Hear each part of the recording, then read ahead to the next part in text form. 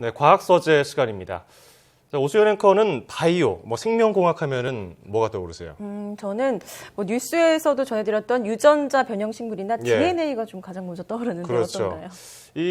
저도 그런 것들을 많이 전달하다 보니까 그런 생각이 가장 먼저 나는데 이 바이오 산업은 미래 사회 먹거리 창출 또 에너지 문제를 해결할 수 있다고 알려져 있죠. 네, 그런 열쇠로 주목받고 있는데요. 이런 흐름 가운데 생명공학 기술과 일상의 이야기를 재밌게 엮어낸 책이 발표가 됐습니다. 오늘 과학 서재에서 만나보겠습니다. 손에 잡히는 바이오 토크를 집필한 김은기 교수 함께하겠습니다. 어서 오십시오. 안녕하세요. 안녕하세요. 네, 반갑습니다. 이 책의 부제가요. 네. IT를 넘어서 바이오 산업의 시대로 이렇게 정하셨어요. 네, 굉장히 인상적인데 어떤 의미를 담으셨습니까?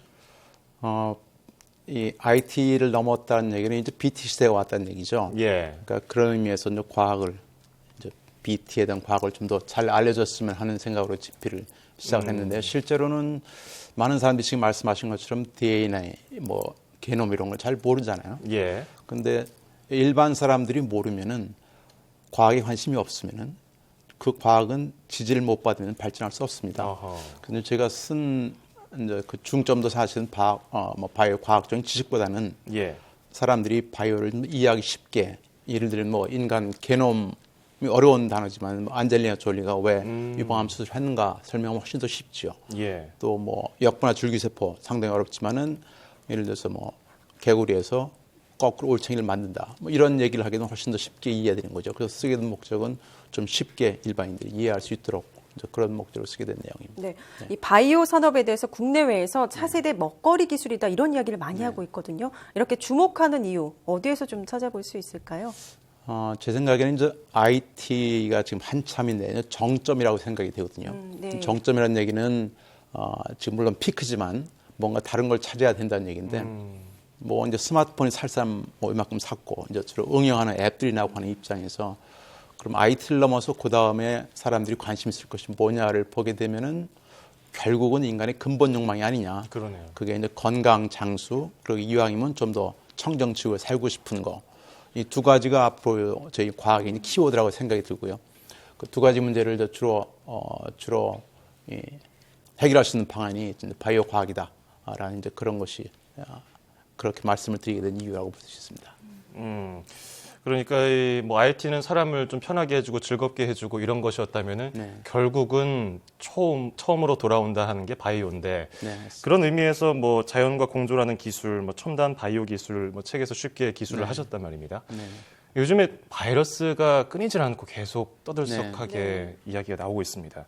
바이러스를 잡는 것은 바이러스다 이런 문구가 있었던데 어떤 이 뜻을 담고 있습니까? 네, 지금도 이제 지카 바이러스가 가장 큰 문제가 되고 있는데요. 바이러스를 잡는 건 바이러스다라고 말씀드린 이유는 우리가 바이러스가 어떻게 세포에 침투하는가를 알아야 그래야 거기에 대응책을 내고 할 수 있는데 그걸 잘 알 수 있는 거는 사실은 뭘까요? 사실은 바이러스의 사촌들이 제일 잘 알고 있거든요. 근데 그런 의미에서 보게 되면은 이 바이러스를 제일 잘 아는 바이러스를 이용하자 하는 것이 이제 근본적인 얘기죠. 그래서 사실 역사에도 보게 되면은 천연두가 한참 돌았을 때 천연두를 치료했던 거는 천연두의 사촌인 소의 천연두인 우드거든요. 그 제너가 그걸 이용해서 백신을 만들었으니까 이처럼 바이러스를 억제할 수 있는 건 바이러스라는 생각인 거죠. 이제 그런 의미로 바이러스를 연구를 가장 잘 해야만, 특히 바이러스를 잘 보면은 바이러스를 막을 수 있는 방법이 있다라는 얘기가 이제 그런 뜻으로 말씀을 드린 겁니다. 바이러스는 생존을 위해서 숙주세포에 기생한다고 들었는데요. 그렇다면 바이러스마다 이렇게 기생하는 숙주가 좀 다르다고 봐야 되는 걸까요? 맞습니다. 그렇구나. 그럼 지카 바이러스가 지금 이슈인데 여러 모기 중에서도 지금 이집트 순모기에 주로 기생하는 것으로 알려져 있잖아요. 우리나라의 가장 흔한 진모기에는 기생하지 못하는 건가요? 어떻게 보십니까? 바이러스는 굉장히 숙주에 그러니까 자기가 딱 맞는 숙주만 들어갑니다. 그거는 다른 그러니까 우리가 자물쇠, 열쇠식으로 맞지 않으면 못 들어가는 거 똑같은 그런 원리죠. 그래서 우리나라에 있는 일반 진모기에 지카 바이러스가 들어갈 확률은 거의 없다고 생각이 돼요. 하지만 바이러스는 계속 변화하는 그 특징이 상당히 높죠. 그래도 현재 상황에서는 국내 진모기에는 거의 들어갈 확률이 없다라고 생각을 하고 있습니다. 그런 면에 대해서. 이 바이러스와 관련해서 많은 분들이 사실 정보가 많진 않았거든요. 네네. 그렇기 때문에 많이 요즘 들어서 관심을 갖게 됐는데 이 책을 보면은 바이러스에 대한 궁금증이 어느 정도는 좀 해결이 될 것 같고요. 자, 그런가 하면은 책에 또 흥미로운 게 있어요. 손의 촉감을 통해서 상대방의 마음을 파악한다. 이게 요즘에 흔히 말하는 썸 타는 연인들에게 도움이 되는 내용이 아닌가 싶은데 어떤 겁니까? 그 우리가 뭐 친구의 손을 잡거나 예. 뭐 아버지가 딸의 손을 잡는다는 게 굉장히 물리적인 행위죠. 예. 그렇지만 옛날에 그런 얘기 있잖아요. 뭐 애가 배가 아프면 할머니가 배를 싸주면 약손이다 하는 것도 물리적으로 배에 물론 자극을 주어서 소화가 잘 되게 하지만은 실제로는 이 장하고 두뇌하고는 연결이 돼 있습니다. 신경이. 그래서 물리적인 자극을 주면 바로 이제 두뇌에 연결이 돼가지고 아이가 안정을 갖게 되는 거죠. 그래서 예. 마음도 편해져서 잠이 잘 드는 그런 케이스인데 결국 이제 좀 전에 말씀하신 손의 촉감이라는 것도 물리적인 접촉이 아니고 실제로 이제 손에 땀이 나는 경우가 땀이 우리의 인체 냉각수다라고 얘기하지만 냉각수뿐만이 아니고 실제로 이 두뇌하고도 연결이 돼 있는 부분이요. 예. 그러니까 두뇌가 스트레스를 받으면 두뇌가 땀을 내라고 명령을 하는 거죠. 그래서 손을 잡았을 때 땀이 난다는 얘기는 더워서 땀이 나는 경우도 있겠지만은 스트레스를 받는 상황이라는 얘기죠. 그래서 이제 그런 걸 이용하면은 손에 땀 나는 정도를 보고도 우울증 혹은 자살 정도까지 예측할 수 있다라는 이제 그런 얘기죠. 결국 우리 몸은 구석시대 몸입니다. 지금 우리가 20세기에 살고 있지만 그래서 이러한 몸의 특징을 잘 알게 되면은 여러 가지 재미있는 과학적 사실을 많이 알 수 있다는 그런 의미로 손의 촉감 얘기를 쓴 그런 얘기입니다. 네. 자, 그리고 유전자 변형 식품에 관한 이야기도 좀 빼놓을 수 없을 것 같은데요. 네. 지금 안전성에 대한 의견이 여러 가지가 좀 분분한 상황이거든요. 네. 이에 대한 연구가 계속 이어져야 된다고 보십니까? 어떻게 보십니까? 저는 이 GMO 특히 이제 작물의 경우 가장 중심이 되는 사항, 안전성의 문제를 삼는 가장 중심이 되는 사항은 외부 유전자를 삽입했다는 거죠. 예. 원래 콩이나 원래 옥수수는 없었던 외부 유전자의 삽입이죠. 그러니까 그 유전자가 삽입되면은 콩에는 모르던 DNA가 들어가고 예. 콩에는 모르던 단백질이 들어간다. 그게 과연 안전한가 하는 거에 대한 것이 끝없는 그런 의구심이 나왔던 상황이죠. 근데 최근에는 그렇게 외부에서 유전자를 집어넣는 게 아니고 콩 자체 내부에 유전자를 편집하는 흔히 말하는 유전자 편집 기술이 많이 개발이 되고 있죠. 그러니까 외부에서 유전자를 집어넣지 않고 자체에 있는 거를 자체에 있는 무기를 자체에 필요한 걸 바꾸는 옛날에 육종 기술을 옛날에 우리가 수백 년 동안 해왔던 육종 기술을 이제 분자 수준에서 한다는 그런 얘기가 되겠죠.